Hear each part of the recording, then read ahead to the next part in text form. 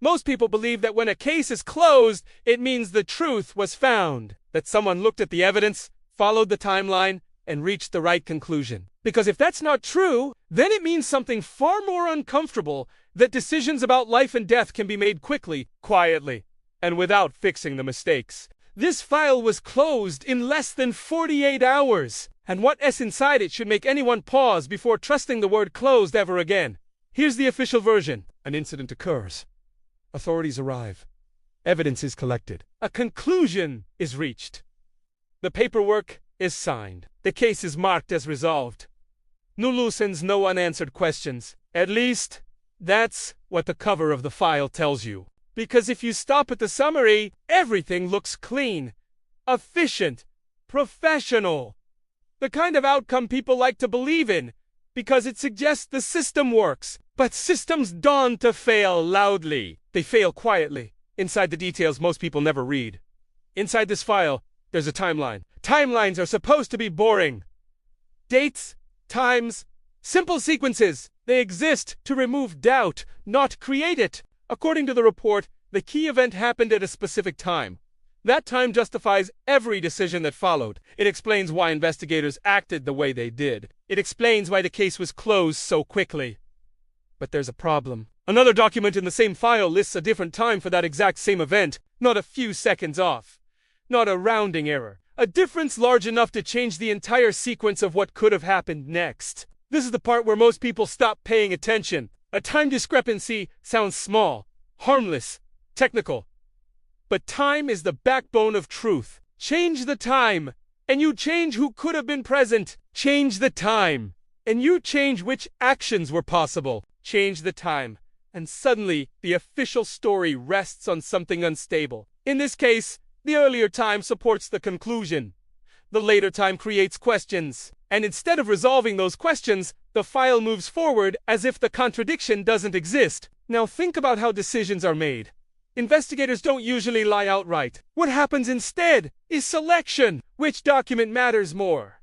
Which detail gets highlighted? Which one quietly stays in the background? In this file, the time that supports closure is repeated. The time that creates doubt appears once, then never again. No explanation, no correction, just silence. And silence, in official records, is not neutral.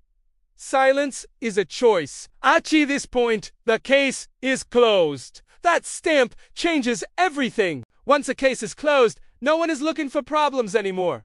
No one is rewarded for reopening it. No one benefits from admitting the timeline might be wrong. The file becomes history, not an active question. And history has a way of solidifying, even when it's built on something fragile. What's disturbing here isn't that a mistake may have happened. It's that the system moved forward without fixing it. Here's where this stops being about one case and starts being about you. Every day, people make decisions based on what they're told is final. Reports, conclusions, official statements. We're taught that if something is documented, it must be reliable. But documentation is created by humans, and humans work under pressure, deadlines, assumptions, and incentives. In this field, speed mattered more than certainty. Closure mattered more than accuracy. And once closure was achieved, accuracy became irrelevant. There's another detail buried deeper in the file, a reference to an action taken before the officially recorded time. That shouldn't be possible. According to the timeline on the cover, that action happens later, but the internal note places it earlier. That means either the action was recorded incorrectly or the timeline was adjusted after the fact. Either way, something is wrong. And yet, the conclusion remains untouched. The case doesn't reopen. The stamp stays. Imagine being directly affected by that. Imagine knowing that one small inconsistency could change how everything is understood, and watching it get ignored because fixing it would slow things down. This is why people lose trust, not because of conspiracy theories, but because of paperwork that doesn't line up, because of questions that never receive answers, because of files that move forward even when the math doesn't work. What makes this file especially unsettling is how ordinary it looks.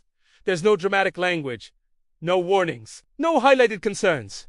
Just standard forms, standard phrasing, standard procedure. That's what makes it dangerous. When something extraordinary fails quietly, it blends into routine. And routine is where mistakes live the longest, because no one expects them there. By the time the case reaches its final page, the contradiction no longer matters. The conclusion has already been accepted.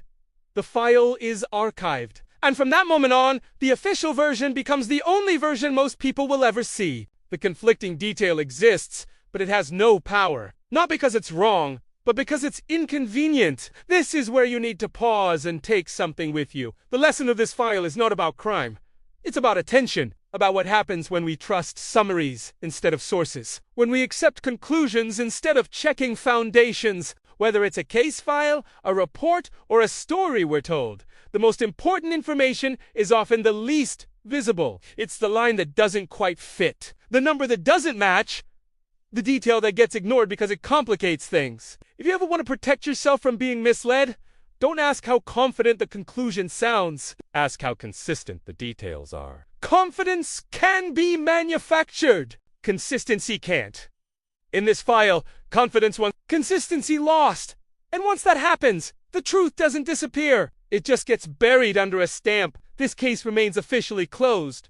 No amendments were added.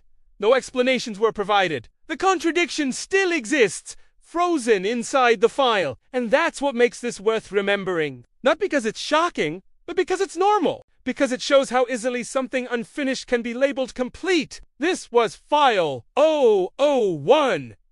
And it doesn't make sense.